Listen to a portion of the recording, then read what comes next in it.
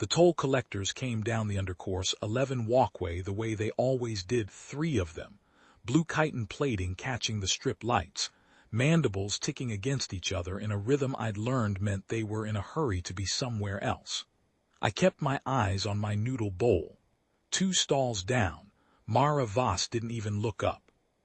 She had a sensor coil open on the bench in front of her, the housing cracked along one seam, and she was running a fine iron along a burned contact with the kind of patience that made the rest of the concourse seem like it was moving too fast. Gray hair pulled back, faded gray jacket, sleeves rolled. A patch on the left shoulder so worn I'd never been able to read it, not in the 4 years I'd been eating noodles 2 stalls from her shop. The lead collector, Vex Coram, I knew him by the chip out of his left mandible, planted both forelimbs on her counter and said the word that meant rent, toll, levy, whatever this week's term for it was. Mara kept soldering. Voss, Vex said it again louder, concourse levy, due since the 14th. She didn't answer. The iron hissed against the contact. A thin curl of smoke went up and dissipated into the recycled air. I should have gone back to my noodles. I didn't. Vex's 2 escorts fanned out along the front of the stall, the way they did at every other shop on the row, the way that usually got a frightened shopkeeper reaching for a credit chit before they finished the sentence. One of them, younger, plate still glossy, reached out and swept a tray of capacitors off the edge of the bench. They scattered across the floor in 100 directions, rolling under racks, pinging off the support struts. Mara set the iron down in its cradle, looked at the tray, looked at the capacitors on the floor. Then she went back to the coil. That was the part that should have told them something. It didn't. Vex leaned further over the counter, mandibles spread, and grabbed her wrist, the one holding the coil, and started to pull her forward, toward him, the universal gesture for I am now going to hurt you in a way you will remember. I want to be precise about what happened next, because I've gone over it 100 times since, and it still doesn't take longer in my memory than it did in the room. She didn't pull back. She turned her wrist, just turned it, the way you'd turn a key, and Vex's own grip became the lever that put his elbow joint against the edge of the workbench. There wasn't a flourish to it. No step back, no bracing. Her other hand never stopped holding the coil. The joint went past where chitin is built to go, and it made a sound like a dry branch giving way under snow, and Vex folded sideways onto the floor among his own scattered capacitors, making a high thin sound through his spiracles that the concourse's ambient noise mostly swallowed.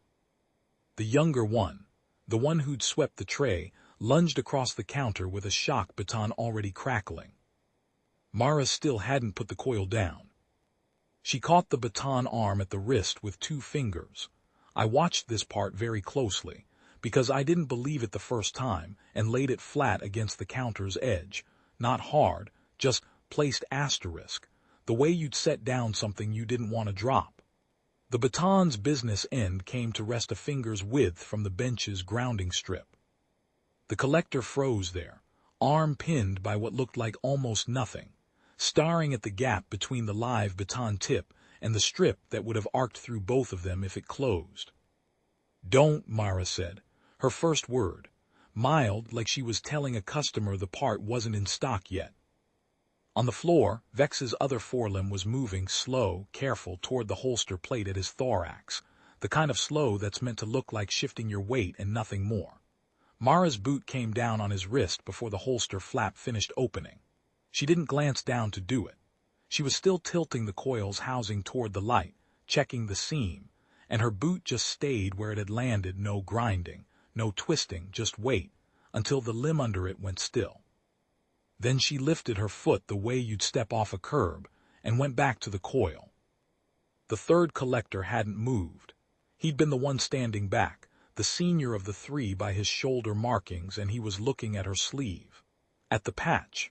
I followed his eyeline because I had nothing else to do. Vex was still down. The second one was still pinned. My noodles had gone cold in my hand, and I saw what he was looking at. It was a unit crest. Faded almost to nothing, but I'd been a cargo broker on this concourse for 11 years, and I'd moved enough decommissioned military freight to recognize the shape even half erased. A stylized ridge line, 3 stars below it, the numeral 9. The Ashfall cordon. I want to explain what that means, because where I come from, it isn't a story you tell children, it's a story you tell cadets, as a caution. 60-some years back, by the long count, a coalition advance force pushed a human defensive line back to a single ridge above a settlement called Ashfall, expecting it to fold within the hour, the way every other position on that front had folded. The position was held by what the after-action reports, translated badly into 11 languages, kept calling a remnant cordon, strength uncertain. The advance force committed 3 times the projected force needed to clear it. The position held for 4 days. When relief finally arrived for the attackers, there was no cordon left to find, just the ridge, and the arithmetic nobody wanted to do about what one remnant cordon had cost an army that had outnumbered it 60-1.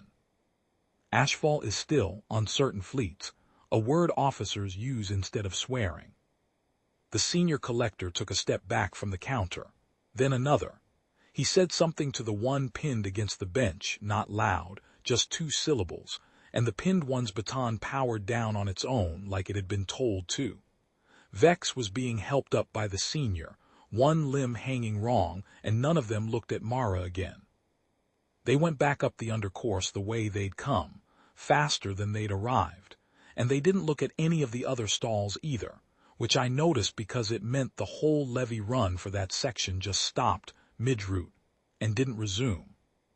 Mara picked the iron back up, finished the contact, set the coils housing back together, snapped the clips, and held it up to the light to check the seam. "Tessek," she said. Without turning around, she'd known I was there the whole time. Of course she had.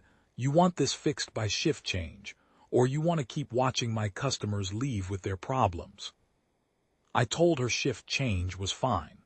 I picked up the capacitors off the floor while she worked, because it seemed like the thing to do, and because my legs needed something to do that wasn't standing still.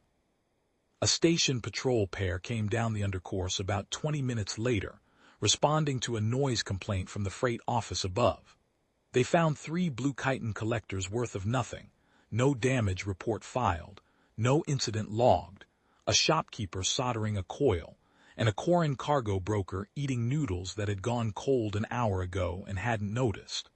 The patrol asked if anyone had seen anything. Nobody had. I went back to my stall after that, and I ate the rest of my noodles cold, and I thought about the patch on her sleeve, 3 stars and a ridgeline worn down to almost nothing by however many years of being just a jacket. The undercourse 11 levee never came back around to that row again, not that section, not ever as far as I know. I checked, eventually, quietly, through channels I had access to as a broker. The route got redrawn. Nobody wrote down why. Mara Voss is still there, 2 stalls down, still fixes sensor coils, still doesn't look up when trouble walks in. I never told anyone what I'd seen, not because she asked me to. She never raised the subject again, not once, in all the times I've eaten beside her stall since. I just couldn't find a way to say it that wouldn't sound like a children's caution told to grown brokers who'd laugh at the word ashfall, the same way I used to. But I started routing more of my fragile cargo through her bench for inspection before shipment, paying the standard rate, no different from before. It isn't that I think she'd need to do anything for me.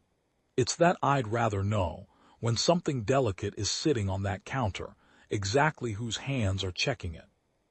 I've stopped expecting her to look up.